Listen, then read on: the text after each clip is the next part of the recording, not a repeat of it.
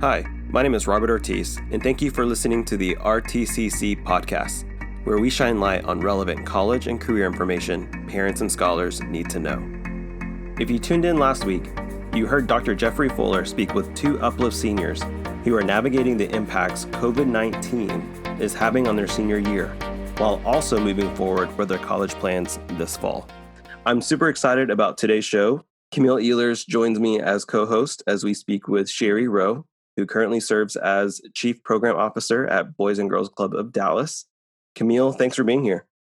Hey, Robert, thanks for having me. I'm really happy to be here, and I'm excited to learn more about the 15 years of experience that Sherry has put in with the Boys and Girls Club of Dallas. It's such an amazing amount of time and effort that goes into that, so I'm excited to dig in more. Sherry, welcome to the show. Thank you guys for having me. So excited to be here. Well, I'm going to jump into some questions. And just first, could you just tell us a little bit more about your role and the Boys and Girls Club of Dallas in general and the work that you do in partnership with Uplift campuses? I sure can. So I'm excited. I am the Chief Program Officer.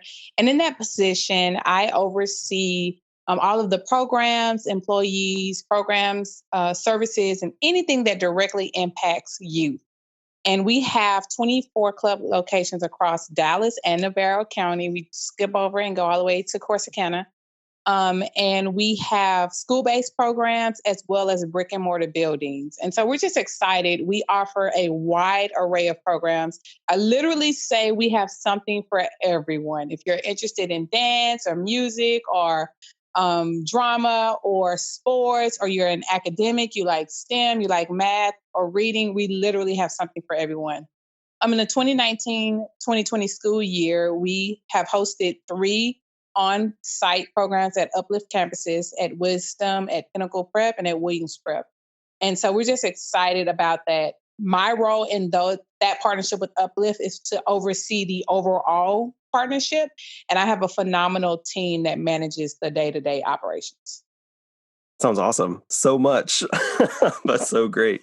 It can be a lot. But you know what? I tell people all the time, like, none of my days are ever the same, but they're exciting. Like, I love it. It's a new challenge. There's some challenges, and then there's some amazing days too. So it's just really great. And that's what I like about it, is that I get to meet kids from all over Dallas and Navarro County. I get to meet phenomenal employees. I get to meet phenomenal school staff. It's just really a great way to learn what's going on in the community and then help kids have a brighter future. Yeah, absolutely. That's great. Thank you for your leadership and all of that. And it's wild to think that your reach expands all the way to Corsicana. I had no idea. Yeah, we merged with that club in 2019, February of 2019. And I was like, oh my goodness, what are we getting ourselves into? But it has been one of the best decisions we ever made. That is a phenomenal community. They're so similar to Dallas in some ways and different in some ways. And so it's just amazing to see them come on board and just everyone be engaged. They come to Dallas for events and we go down there and do things in that community. So it's phenomenal. That's awesome. Well, with this being the RTCC podcast, we couldn't move on without asking you to share your college and career journey. So would love for you to talk about your experience with going to college, navigating the workforce, and those steps that led you to your current position. Oh, goodness, do you have all day? I had such an interesting journey. I come from a family. I was not the first in my family to go to college. I did have an uncle who went. He didn't graduate, but he made it onto campus. So I knew college was an option. And my mother, she didn't have the opportunity to attend college, but she always talked about it with us. Like, you have to go. It was like rule number 1 in our house. You must graduate high school and you must go to college. But I come from a large family. I have 7 brothers and sisters, one of those being a twin. And actually, I was the first person in my immediate family out of my siblings, my mother, my father, all of those people. I was the first to graduate from college. And my journey started as a student athlete. I went to college on a track scholarship. And I had so many interests. I was that person that probably changed their major 3 or 4 times because I wanted to be literally everything. And I couldn't really settle on what I wanted. After I finished my years of running track, I transferred to the University of Texas at Dallas, and I was a broke college student and I needed money. And so, in order to finish my degree, I had to go to work and I had to start that journey of being a person who worked. I went to class during the morning and worked at the Boys and Girls Club. That's how my journey started after school. And I did not think it was a career field for me. But I was lucky in at the University of Texas at Dallas, which is where I finished my bachelor's degree from. They had a program called Interdisciplinary Studies, which is similar to a general studies degree, where you could have 3 or 4 focus areas. And that was perfect for me because I didn't really know what I wanted to do, but I knew I wanted to connect with people. And through that degree, I used that to my advantage at Boys and Girls Club because I've been with the organization for 15 years. I started there in 2004, and I'm coming up on my 16th anniversary in October. And from there, I just worked really hard and I was able to promote. It felt slowly. It felt like my promotions came slowly. My first 6 years, I was part time. 4 or 5 years, I was part time. And I just loved the work and couldn't leave. And there's so much that goes on. You see people in high positions and you're like, I could do their job. And that seems easy. And when I moved into that position, I was like, oh, there's a little bit more involved in this than I thought. But I had a thirst for learning how to do everyone's job. And so that really helped me. And it helped me grow within Boys and Girls Club. Because I started as a front counter, which at the time was like low man on the totem pole. But I learned how to do everyone's job and it made me promotable. And I'm a creative person. So I would say, let's do this. Let's have a competition. Let's have a tournament. And so those ideas, they start saying, hey, that girl, she's a bit crazy, but she's got something going here. She can do some stuff. So I was able to promote and start working with teams. And in the midst of working for Boys and Girls Club, I became a full-time employee. I decided to go back and get my master's degree, which is interesting. I'm happy I did it. It took a lot of discipline from me. So I have a master's degree in public administration from the University of Texas, Rio Grande Valley. And once I did that, I really just kind of felt, I was proud of myself, honestly, because I looked back over my journey and saw how many hills and mountains I had to climb. But I knew that I had to succeed, and not just for myself. I felt like I was succeeding for my mom who didn't have the opportunity to go to college, or for some of my brothers and sisters who didn't have the opportunity to. I felt like it was something I was doing for all of us, and one person's success meant the family succeeded. And that was really important to me because I'm very close to my family, and they have pushed me and cheered me on with everything I've done. So my journey in college has been crazy. It's been all over the place. But I'm glad I didn't let any of the challenges I faced deter me. What an incredible story. Seriously. And I just, as you were sharing your journey in a brief way, I just like was nodding my head like, yes, yep. I think even the need for you to have to work while in college and at first not seeing it as like, a big thing, right? Like probably didn't require much thought. You're like me working at Boys and Girls Club part-time, like this is probably, fun for me. And like, I enjoy it. But at the end of the day, it's a job to have while I'm in school. Right. Correct. Exactly. Yeah, exactly. Yeah. Right.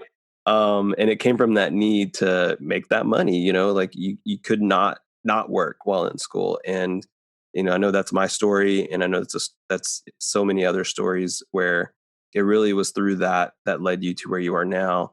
Thank you so much for sharing that. Cause I know there are so many listening that either that is their story or will be their story of having to navigate college and the workforce. And then my encouragement to those listening would be to be open to those experiences and see where it would lead you.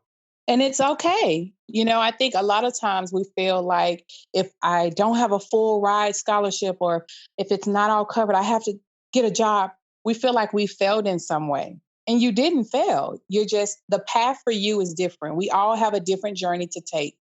And that was just my path. And I think if we go into it saying, you know what, this is the hand that life dealt me, let me play the heck out of it and work with it and use that determination to move forward.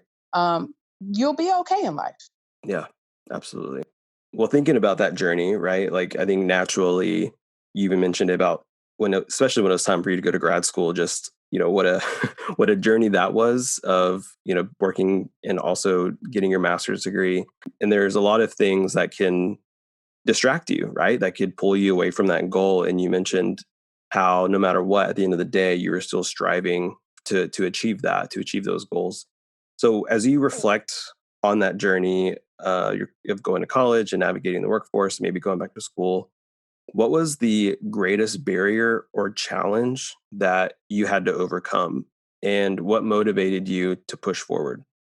My biggest challenge, honestly, my biggest challenge and my biggest motivation are the same thing. And my biggest challenge was myself. And the reason I say that is because I was the type of person growing up, I suffered from self esteem issues. And it's funny, my mom would be like, "You're phenomenal, you're great." And I was like, "You have to say that because you're my mother." But I doubted. It wasn't that I didn't think I was smart. It wasn't that I didn't think that I could do great things. I didn't see that the value in it in me. I saw it in other people. And so I think at times I was my biggest challenge because I would have some opportunities presented to me, or I'd be able to do some things and I would diminish it myself. Like, no, you got an A on that paper. Maybe it was luck. You know, I doubted myself, but on the same turn, I would flip on the other side and say, you know what, Cherry, you cannot be defeated by this. Like, I'm a fighter. Like, that was my life. I grew up. My mom, I had come from a phenomenal family. My mom is amazing, but she raised 8 kids by herself. And so life was not always easy for us. So I grew up thinking I had to fight for everything. Everything was a battle. But in the same turn, when I would have positive things presented to me sometimes, I would say, do I deserve this? And so I had to realize, yes, I deserve this because I'm very religious. So you're a child of God and he made you beautifully and wonderfully. And everything you're experiencing is because he wants you to, and you deserve the good things that are happening in your life. So yes, I was my biggest barrier. I was my biggest challenge, because there was a period in my life where I thought that I had to be a product of my circumstances. And I realized later, kind of as I kind of in high school and going into college, right out of high school, my mom was like, "No, you don't have to turn out like everyone else around here." And I started to believe her, and I started to realize it for myself. And that's when that change happened for me. So I went from being my biggest challenge to being my biggest motivation. Wow, that is, I'm over here taking notes on all of these wonderful, you have so many gems and nuggets that you've learned along the way, and they're actually hitting home for me personally. So thank you so much for sharing that. In addition to how they might touch the life of one of our scholars or their family members, and just thinking about resonating with your story and being inspired by that determination. You found this career that you are thriving in and it aligns with your passion. And I think, so many people do work or they're in jobs that they're not passionate about. They're earning a salary, they're earning an income, but they may or may not be tied directly to their passion. And oftentimes some of those passionate jobs aren't the high paying jobs in finance, maybe, or in a corporate environment where you are earning a lot of money, but you may not necessarily being fulfilled by it. But you found a way to be not only passionate about your work, but also thriving in your work and being able to be successful in that work. So if you could share with us and with our scholars that are listening, that may be interested in a passion but don't know exactly how to tie it or relate it to work, or can't articulate how that can translate to a career path, what do you think that would be? What would that advice be for those students? The advice that I give to anyone, of course, as you're saying, Camille, that we have to be passionate about the work we do. So there's a difference between having a job and a career. And for me, my journey is like many people. When I started in this job, I didn't make much money. I'm not saying I'm rich now, But the reward came from something different. And the reward came from knowing that I was helping make the world a better place. I have a personal mission statement that I live by, and it's to make the world a better place than what it was when I arrived, even if that means changing one life at a time. And so that is what I looked for moving forward in life. And so what I would say to someone who has a passion and does not know how to make it a career is to do your research on what type of volunteer opportunities there are out there in your particular area. So let's take, for example, youth development, which is what I do. If I were in corporate America, but I knew I was passionate about working with kids, I would look around to research who are the local nonprofits that are working with children. And then I would volunteer there. The reason you're doing that is so that you can see what are the types of needs that that organization may have, that company may have, that area may have, and find out how your skill set relates to that. Because you don't have to be the person that directly works with children to work in youth development. There are marketers that work. We have a marketing department. We have a finance department. We have accountants. We have website developers. We have fundraisers. So you may be really good with numbers and say, I love working with kids, but I don't know how to make this work. Or maybe you're the accountant that works in that organization. So I would say do your research and start volunteering. And typically what happens, just from a nonprofit perspective anyways, when we see great volunteers, we always think to ourselves, how can I get this person on my payroll? How can I figure this out? So we're always looking at the people that come in to volunteer, whether it's a parent, whether it's a high school student, whether it's a college student, and seeing what are some ways we can integrate this person into what we're doing. So do your research and see what's out there, and then just get in the field and see what it's like. And I promise you, if you do that, after volunteering a few times and going around to maybe a few different places, you'll find a place you think fits your personality and what you want to do with life. And I just really want to stress like that piece around like thinking around their community or volunteering or what they do at home. Like honestly, we are putting together resources. Our department is very new still. And so we're really laying the foundation, and we have the opportunity to do the work and do it in a way that isn't like changing something that's already been done, or it's like we're really building this house from the blueprint up.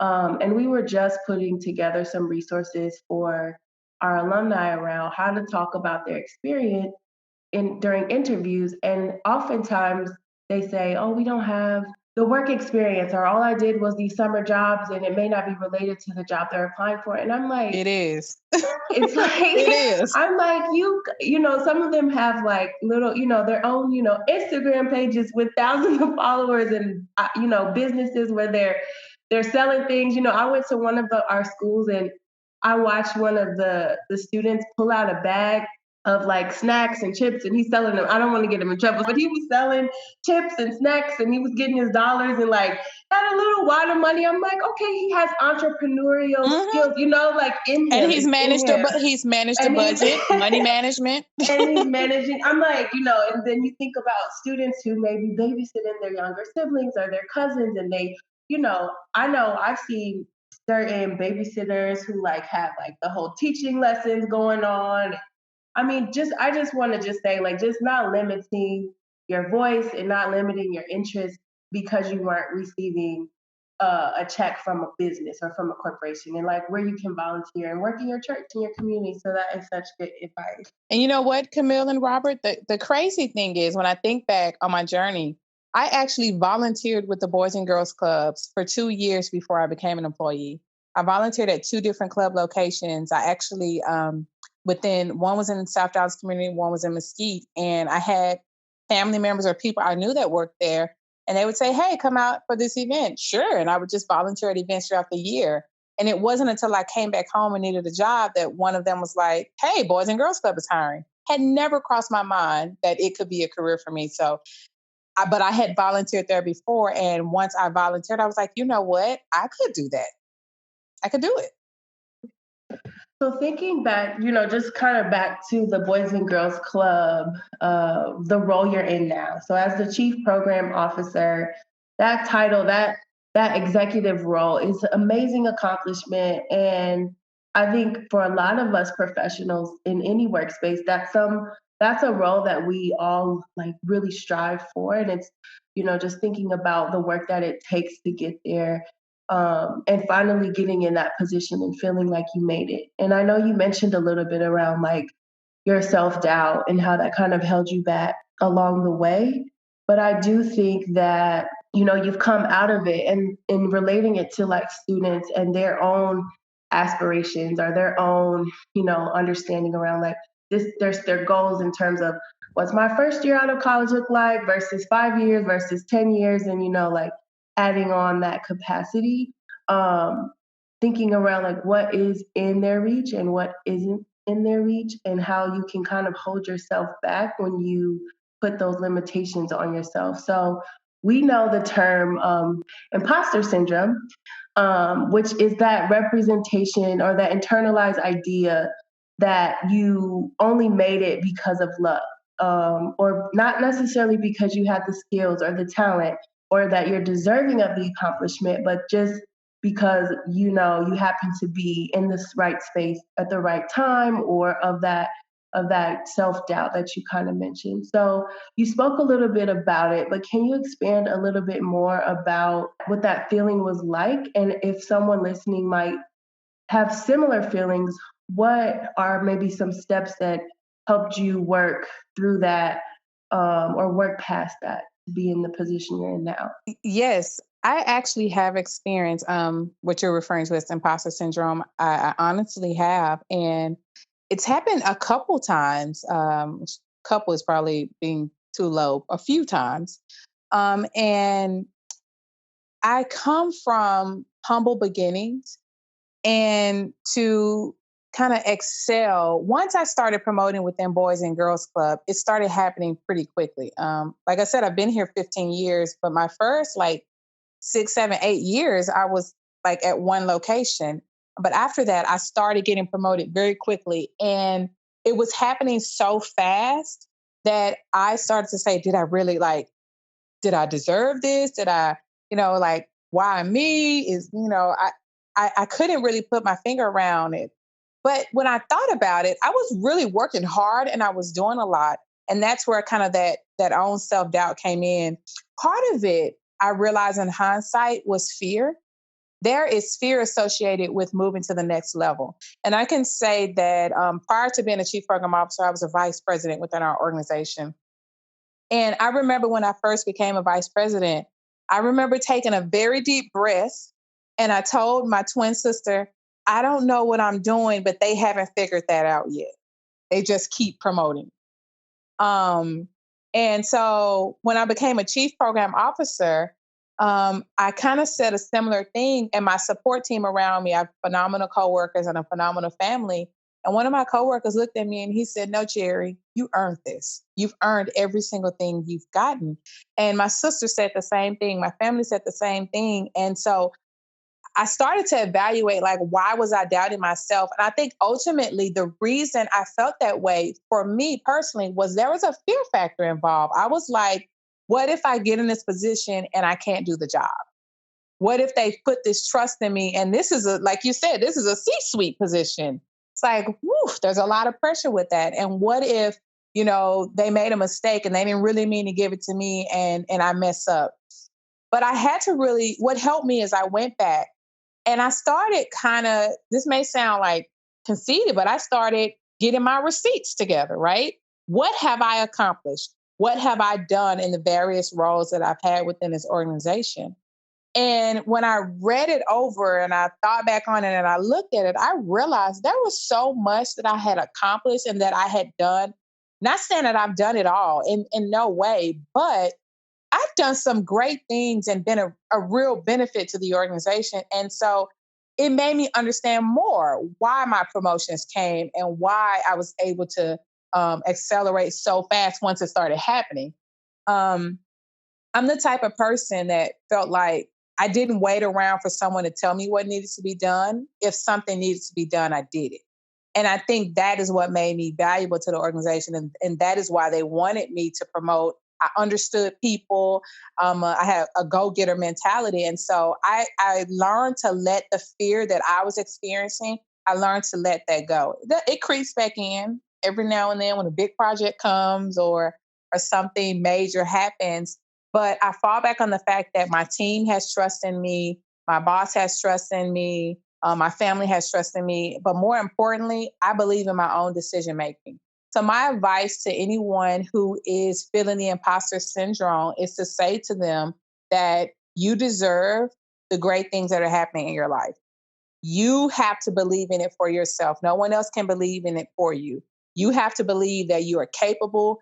You have to believe that you are powerful, and you have to believe that you can accomplish amazing things. One thing that another quote, I live by quotes. I love quotes and I love sayings because they kind of motivate me throughout the day. And one thing I say is I never give people power over me, and I never give situations power over me either. And if I allow the fear to win, then I've given that power over me. So kick that aside. Have power over your own self, power over your own thoughts, power over your own beliefs. So believe in yourself, believe that you are capable, believe that you can accomplish that. And I promise you, you will do great things. I promise you, if you say, I want to have a C-suite position, if you believe in it enough, it will happen. Like right here, this is the teacher side of me coming out. There's a powerful book, and it's not very long, and it's called The Alchemist. So if anyone has not read it, I recommend that all high school students read it if they have not. But I'm going to kind of paraphrase something that it says in it, and I truly believe this. It says that when you really want to achieve something, the universe conspires to help you achieve it. And that's what you have to start thinking. And it's funny, I read that book when I was working for Boys and Girls Club. I love to read, and I've read it like 5 times. And every time I say something to myself, I'll say, you know what, Cherry, you want to do this. Well, girl, if you believe it strong enough, the universe will conspire to help you achieve it. And the universe has not failed me yet. Has not failed me yet because I believe it enough. So believing in yourself and holding power over yourself, you can accomplish so much. Definitely. I read that book myself, and I have a couple friends who have read it since I read it. And one of them is like, just like you, I've read it in multiple levels of my life, and I always pull something different from it. So I think, to your point, I'm going to take another look at it now that you mentioned it, because I think, I've read it so long ago. I think I might take different pieces from it now. And so thanks for the reminder. I knew this was going to be an inspiring conversation, but I didn't know you were going to take us to church, Sherry. I'm so sorry. So you may not know, but I'm actually an ordained minister. Hey, I now that see too? it. 100%. That's awesome. That's amazing. Wow. It's my passion. My passion is people, period. Regardless of age, regardless of gender, regardless of background where they come from. I think we have to invest in each other. My belief is that we have to invest in people. We have to make sure each of us is successful, make sure we each, go to the mountaintop. It's not enough for me to go by myself. I need to take as many people as possible. Like there's enough room for all of us to accomplish great things in life. So help each other, invest in each other. Yeah, absolutely. So switching gears to more of the work that you are doing, and especially during this time, COVID-19 has completely turned our world upside down. And I know that you're feeling its impacts on a personal level, but also in the work that you do with Boys and Girls Club. And so as we move closer to summer, would love to hear how those programs have shifted, or maybe what are some innovative, creative things that you're doing this summer for families that could be beneficial to them, whether it's in a social distancing capacity or virtual capacity. I know that our families at Uplift love to hear what they could benefit from this summer. I would love to speak about what Boys and Girls Club of Greater Dallas is doing concerning summer. We, like everyone else, have been impacted by COVID-19. And so for now, we've shifted our program to a virtual model. We actually, through our website, have a portal that people can go on to have programming help. We're providing assistance with distance learning, so finishing their schoolwork and tutoring. We've just kind of moved everything to the virtual format. And that website is www.bgcdallas. .org/BGCD at home. We are also launching live sessions where parents and families and kids can log in through Zoom, and we'll work with them direct. So we can share screens, we can help with homework, we can do our character development programs, our leadership programs, and we've kind of moved everything to the virtual format. For summer, we are offering 2 portions. We will be closed for the majority of the month of June.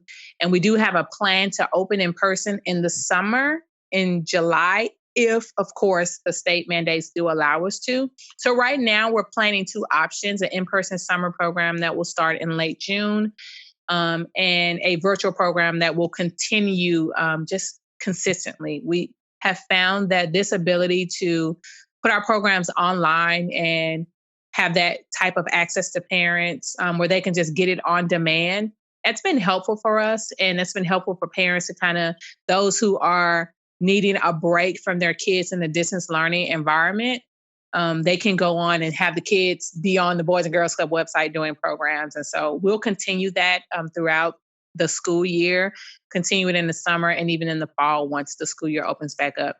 So we're trying to open. We hope that we can, and we hope everything allows us to. There will be changes, of course, with how we operate that program. So there are additional safety measures we've put in place. We've decreased the amount of kids each of our locations that will be open can take, and just making sure that everyone that is in the building is safe and healthy, and tons of hand washing and face masks and gloves, and just putting a lot of different safety measures in place because we do want our staff and our families to be healthy, and we're concerned about their well-being for if ever we're able to open. Wow, like what you said about what I feel is going to really take this home is, I think teachers are so incredible, and just like the work that they do has been really highlighted with this pandemic, and in the fact that like now people are at home working and trying to teach and trying to do all these things, and just the work that it requires to engage one student, their child maybe, or their group of children, or their family unit of children, I should say. It takes a lot of work. And so I can imagine by the summer, they're going to be like, okay, let mommy or let daddy or let grandma, or whomever is taking the lead on that instructional piece, get a break to do some of that, like their own time, and get back to, let the student get back to like some of that fun, engaging work that maybe isn't as like aligned with like their grade level content, or maybe more activity based or fun, or things like that. Things that I know Boys and Girls Club does. Yeah, and that's actually the feedback we had from parents. We've actually surveyed our parents several times throughout the pandemic and during the closure kind of the direct service portion of our program. And that's actually one of the things they've said. Can you help us with distance learning? Can you help provide a break during the day? And we were like, yeah, we can do that. We can definitely help you with that. And we launched our live sessions, even with distance learning and tutoring, on May 11th. So we're really excited about that. Another thing that came up in our assessments of our parents is the need for food and different things like that. So we actually offer, during the pandemic, we offer lunch at 4 of our locations every day. And on the weekends, we give out weekend food bags so that the kids aren't hungry over the weekend.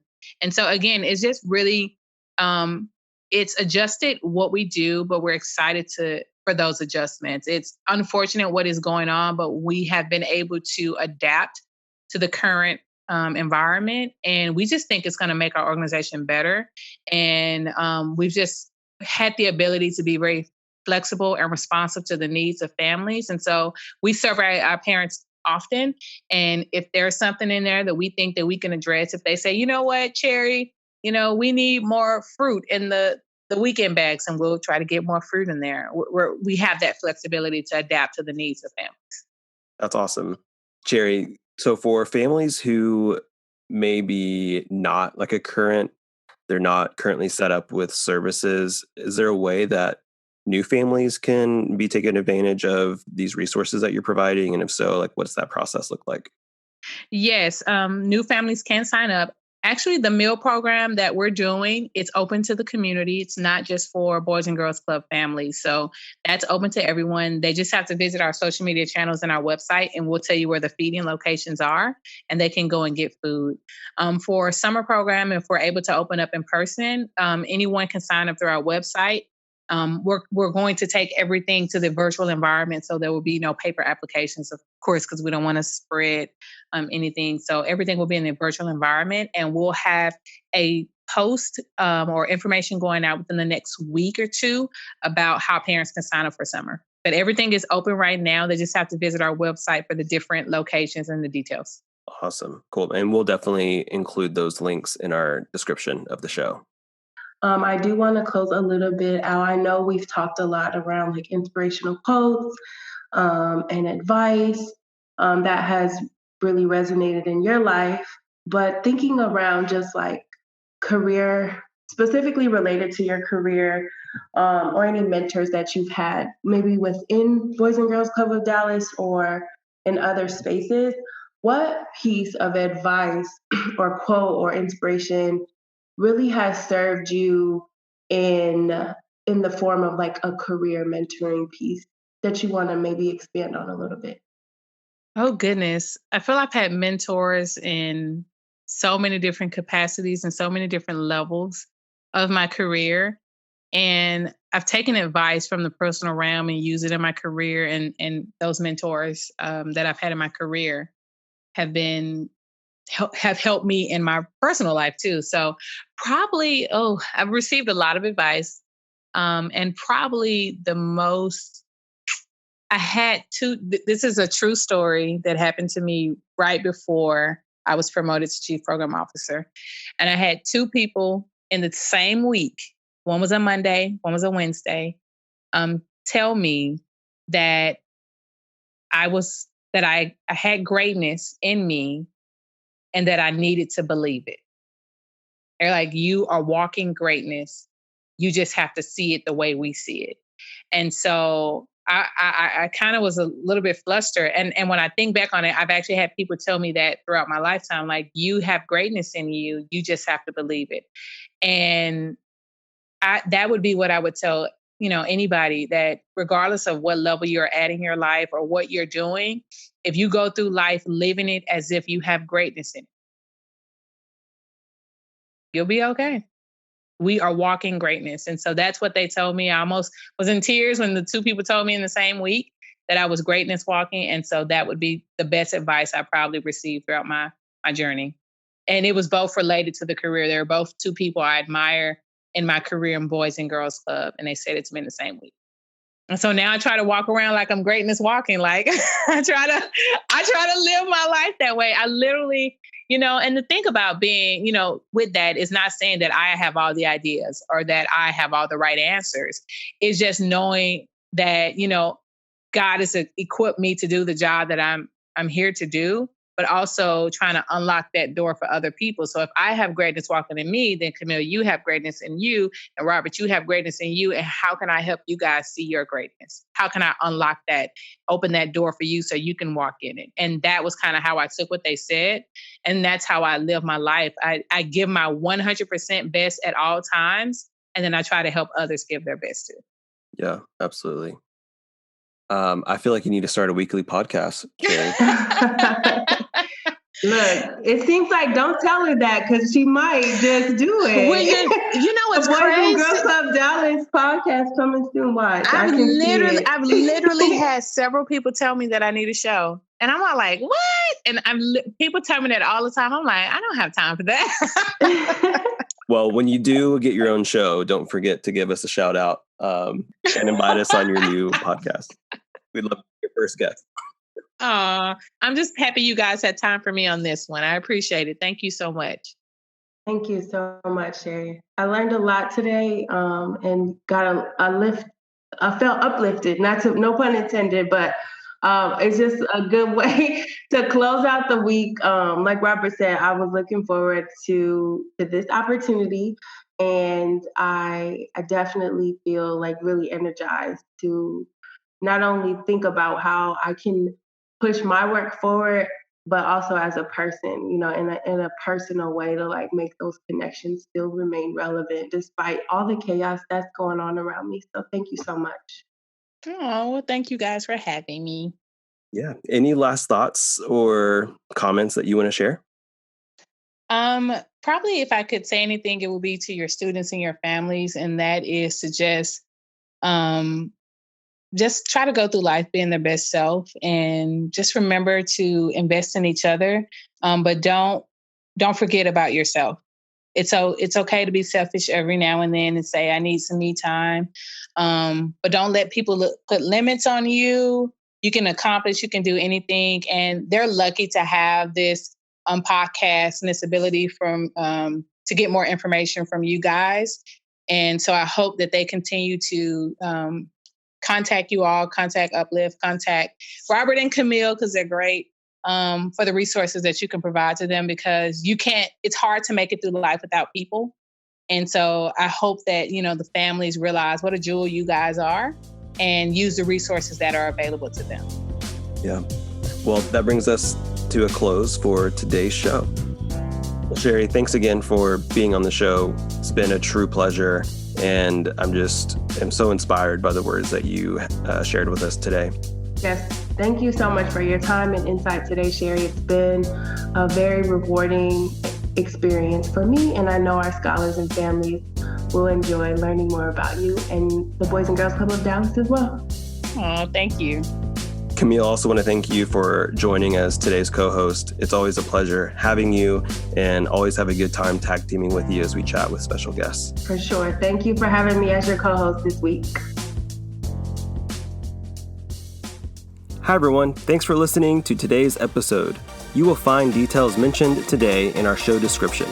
If you have any questions or would like information on what we discussed, please email us at rtcc@uplifteducation.org. Also, we understand navigating life, wellness, and education may be a challenge right now.